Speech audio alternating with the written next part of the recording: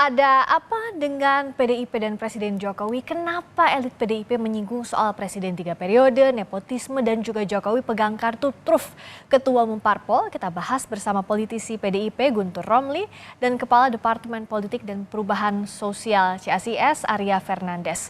Selamat malam Mas Arya, Mas Guntur. Selamat malam, Rizka.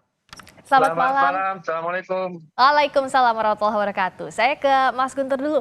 Jadi kenapa Mas Hasto berturut-turut mengungkit soal wacana 3 periode, nepotisme baru dan pencalonan Gibran ini terkait kartu truf, bahkan menyebut sebagai political disobedience, ketidaktaatan politik.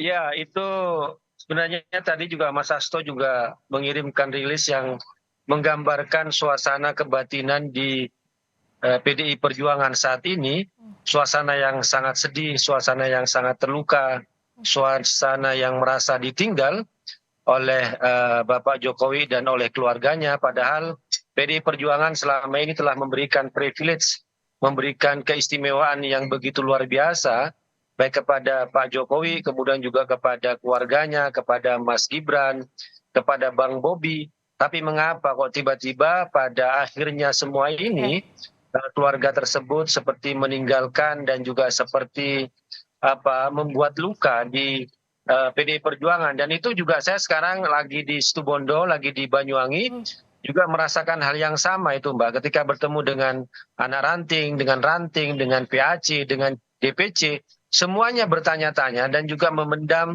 rasa yang sama, keanehan dan juga kesedihan. Kenapa kerjasama yang sudah dibangun selama bertahun-tahun dari Pak Jokowi sejak wali kota Solo, kenapa berakhir sedemikian seperti ini? Itu yang juga menjadi hal yang sangat katakanlah suasana kebatinan yang dirasakan oleh PDI Perjuangan saat ini, Mbak. Oke, Begitu. Mas Guntur, memangnya yang dirasakan PDIP saat ini seberapa besar efeknya saat Mas Gibran maju bersama Pak Prabowo, dan apakah sudah dipastikan bahwa artinya disimpulkan bahwa Pak Jokowi sudah tidak mendukung lagi PDIP karena kan memang tidak ada pernyataan tegas begitu ya, tapi secara de facto-nya seperti itu. Bagaimana? Iya, saya setuju bahwa tidak ada statement dari Pak Jokowi sampai sini yang meninggalkan PDI Perjuangan, tidak ada. Kemudian tidak ada statement Pak Jokowi itu yang meninggalkan Mas Ganjar, juga tidak ada. Tetapi ya kita harus melihat bahwa fakta-fakta terakhir ini ya, yang ketika sikap politiknya Pak Jokowi kemudian keluarganya khususnya melalui Mas Gibran itu kan menandakan hal yang sangat berbeda yang selama ini dibicarakan oleh Pak Jokowi sendiri 2 bulan yang lalu, beberapa bulan yang lalu ketika bicara soal ada yang bertanya tentang Mas Gibran yang akan maju sebagai Wapres. Waktu itu kan Pak Jokowi bilang, itu kan nggak masuk akal, lihat baru 2 tahun jadi wali kota, kemudian dari umur juga nggak bisa, ternyata juga seperti itu. Atau juga seperti yang disampaikan oleh Mas Gibran sendiri, ya tidak lama ya sebelum ini bicara soal tegak lurus kepada perintah Ibu Ketua Umum, kemudian akan tetap menjadi kader PDI Perjuangan yang baik dan sebagainya. Tapi kan sekarang yang ini yang kita lihat sekarang itu kan, kalau istilahnya masyarakat di bawah itu kok Mas Gibran tuh kayak ngece ya, kayak ngece kayak ngejek, kemudian kayak ada tipuan-tipuan gitu kan, kemudian bicaranya tidak bisa dipegang. Ini kan suasana kebatinan lah yang ada di masyarakat di bawah yang dirasakan, yang bisa saya sampaikan, dan apa yang tulis oleh Mas Hasto sebenarnya memang mencerminkan suasana kebatinan, kesedihan, kepatahan hati yang dirasakan oleh kader-kader PDI Perjuangan yang ada di bawah. Begitu, Mbak. Tadi Mas Guntur menjelaskan bagaimana suasana kebatinan dari kawan-kawan PDIP. Mas Arya, bagaimana membaca suasana kebatinan PDIP saat ini dengan hubungan politik antara Pak Jokowi dengan PDI Perjuangan yang selama ini jadi partai jangkar di pemerintahan, dan bahkan juga Pak Jokowi masih tercatat sebagai kader PDIP? Baik, terima kasih Firiska. Yang pertama saya ingin katakan bahwa ini memang situasi yang cukup sulit bagi PDI Perjuangan ya. Bagaimana dalam situasi yang sangat kompetitif ini, tetapi situasi menjadi rumit karena ada pada saat yang sama kader PDI Perjuangan juga maju bersama Pak Prabowo gitu ya. Nah, situasi yang kedua saya kira adalah hubungan antara Pak Jokowi dan Bu Mega mungkin juga berada pada titik yang paling titik terparah lah, dalam arti kata ya, tanda kutip ya. Titik terparah karena usaha-usaha untuk memperbaiki hubungan itu sepertinya cukup rumit gitu, karena memang situasi kompetisi yang keras mungkin, yang ketat ya, itu membuat usaha-usaha untuk memperbaiki hubungan itu menjadi rumit ya. Hmm. Tapi saya lihat seperti ini juga, di awal-awal tentu saya kira kekhawatiran yang dirasakan, yang disampaikan oleh Mas Guntur tadi, itu tentu juga sesuatu yang normal ya. Hmm. Bagaimana PDI Perjuangan selama ini sebagai partai kader ya, memberikan ruang yang banyak bagi Pak Jokowi dan keluarga untuk membangun karir politik ya. Tetapi kemudian situasinya menjadi berbeda. Tetapi di awal-awal sebenarnya respon PDIP saya juga cukup menarik bagi saya, karena di awal-awal tidak ada respon yang cukup reaktif gitu ya. PDIP relatif bisa menjaga ritme politik untuk tidak secara membabi buta melakukan reaksi yang berlebihan ya. Oke. Tetapi dalam 2-3 hari ini saya melihat, mungkin saya nggak tahu, tetapi terjadi perubahan strategi ya. Hmm. Sepertinya serangannya mulai kemana-mana gitu. Hmm. Mulai terjadi pembangkangan politik, 3 periode, kartu truf ya. Apa yang Mas Dan Arya baca dari tujuan ini? nah, serangan yang mulai kemana-mana ini justru saya kira itu tidak baik bagi PDI Perjuangan ya. Karena tugas partai dan tugas pemenangan tim tentu saya kira ke depan akan berat ya.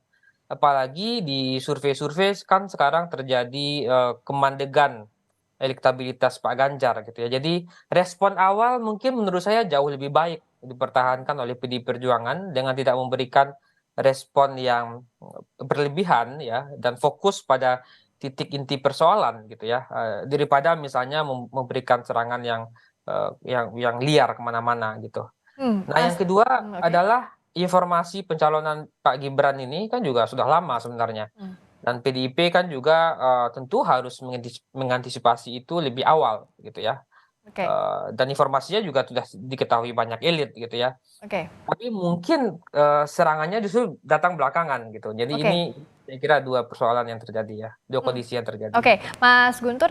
Jadi kalau PDI Perjuangan saat ini bagaimana langkah ke depannya? Apakah memang yang paling baik adalah responsnya seperti awal atau saat ini yang diambil? Kalau kami melihat bahwa saat ini masyarakat sipil, masyarakat katakan yang selama ini juga netral terhadap partai politik, kan sekarang sudah mulai bersuara terkait misalnya putusan MK yang diduga diintervensi lah, atau adalah buah dari keputusan yang nepotisme dari paman untuk keponakan. Nah, itu kan komentar-komentar yang dari katakanlah orang-orang yang selama ini mereka netral dari partai politik, ya. Ketika ahli hukum tata negara, kemudian kelompok sipil mulai bersuara keras ya. Jadi ya PDI Perjuangan sendiri juga melihat bahwa apa yang terjadi saat ini bukan lagi soal antara keluarganya Pak Jokowi dengan PDI Perjuangan, tapi sudah ada respon yang langsung dari masyarakat sipil langsung yang merasa mereka mulai merasakan bahwa ada semacam kembalinya seperti pemerintahan Orde Baru ya. Ketika semuanya bisa diatur, hukumnya juga bisa diatur, bahwa hal ini bukan hanya soal katakanlah seorang calon yang bernama Prabowo dengan Gibran, tapi ketika relasi kekeluargaan itu antara paman dan keponakan itu membuahkan hasil dari putusan Mahkamah Konstitusi, dan muncullah penolakan-penolakan dari dari masyarakat sipil, dari masyarakat yang selama ini netral dengan persoalan pilihan-pilihan politik dari partai politik, ya karena mereka sudah melihat secara jelas bahwa ini yang sedang terjadi. Mas Guntur, tapi kalau PDI Perjuangan masih pede dengan kondisi sekarang menghadapi pemilu 2024 dengan jalan yang berpisah dengan Pak Jokowi. Kalau secara anaknya maju gitu, Mas Gibran maju.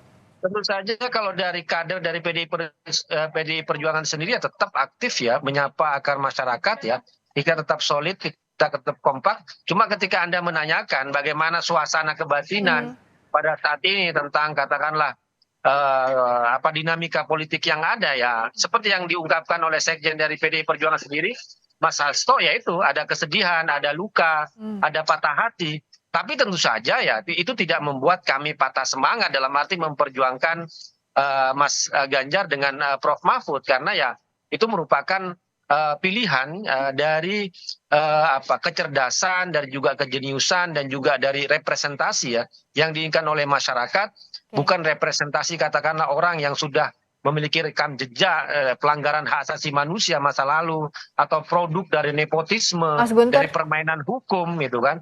Jadi kalau kita lihat ya kita kembalikan kepada masyarakat, dan saat ini saya akan sampaikan tadi bahwa inilah yang benar-benar terjadi penolakan dari masyarakat, dan itu semakin menguatkan kami di PDI Perjuangan bahwa inilah yang benar-benar ingin ditentang oleh masyarakat dari produk-produk publik. Mas Guntur, tapi sejauh ini apakah sudah ketemu antara atau sudah berbicara atau berkomunikasi antara Bu Mega, Pak Jokowi dengan Mas Gibran?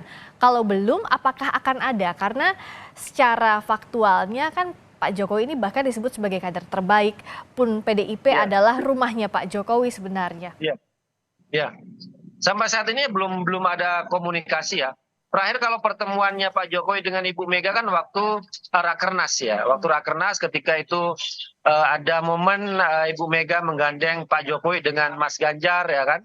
Dan itu ya makanya ketika Mas Arya bilang itu sudah isu lama, ya memang isu lama. Tapi kan Pak Jokowi membantah sendiri, Mas Gibran membantah sendiri. Bahkan dalam Rakernas pun seperti tidak terjadi apa-apa. Tapi ternyata ujungnya seperti ini kan. Nah jadi kalau kita bicara soal antisipasi ya kan, ya memang tidak ada antisipasi karena ya kami tidak pernah meragukan kepercayaan kami kepada Pak Jokowi, kepada Mas Gibran dan lain sebagainya, karena hubungan ini kan sudah puluhan tahun, bukan hanya dibangun 4 tahun belakangan ya kan, dengan iming-iming janji jabatan atau apapun namanya, atau tersandra masalah politik, tapi ini kan kerjasama yang sudah puluhan tahun, bicara soal antara Pak Jokowi dengan Ibu Mega, dengan Pak Jokowi dengan PDI Perjuangan itu. Terakhir Mas Arya, jadi apa yang bisa dibaca ke depannya, masa depan hubungan antara PDI Perjuangan dengan Pak Jokowi? Ya, yang pertama saya kira tentu hubungannya akan menjadi lebih rumit dibandingkan sebelumnya. Sebelumnya kan selalu meskipun ada naik turun, selalu ada usaha dari baik Pak Jokowi maupun Ibu Mega untuk memperbaiki hubungannya. Tetapi dalam kondisi politik hari ini sepertinya menjadi kian rumit ya. Yang kedua saya kira menurut saya adalah dalam situasi yang seperti sekarang tentu alangkah lebih baik saya kira bagi PDI Perjuangan untuk bisa memberikan perhatian yang lebih banyak ya, terutama dalam hal proses-proses konsolidasi politik internal, karena situasinya menjadi cukup berat juga gitu ya. Apalagi kan kita lihat di survei-survei belakangan itu kan suara Pak Ganjar mulai terjadi pelandaian gitu. Yang ketiga saya kira tadi seperti saya sampaikan di awal, mungkin serangan yang liar dan kemana-mana itu menjadi kurang efektif gitu ya, dan tentu tidak baik juga bagi PDI Perjuangan. Lebih baik mempertahankan respon di awal yang lebih natural, yang lebih terpola gitu ya. Nah, daripada misalnya serangan yang liar ini, tentu saya sepakat dengan Mas Guntur tadi, menukik pada inti persoalan ya, terutama pada soal isu-isu yang tadi Mas Guntur sampaikan ya. Itu yang saya kira menarik ya. Apalagi sekarang ini sebenarnya di tingkat global itu ada semacam tren regulasi-regulasi atau undang-undang yang melakukan pembatasan pada dinasti gitu ya. Hanya di Costa Rica di undang-undang sekarang itu presiden itu tidak boleh mencalonkan saat presiden aktifnya berasal dari keluarga yang sama. Ya, banyak negara-negara Amerika Latin juga terjadi pembatasan-pembatasan seperti itu. Nah, yang mungkin bisa fokus pada isu itu saya kira. Baik, kita lihat nanti bagaimana hubungan antara Pak Jokowi dan PDI Perjuangan di pemilu ini yang tampaknya akan berbeda dengan pemilu-pemilu sebelumnya yang tampak lebih rumit juga kalau kata Mas Arya tadi. Terima kasih Mas Guntur, terima kasih Mas Arya atas waktunya di Sapa Indonesia Malam. Terima kasih. Terima kasih, sama-sama. Terima kasih. Terima kasih.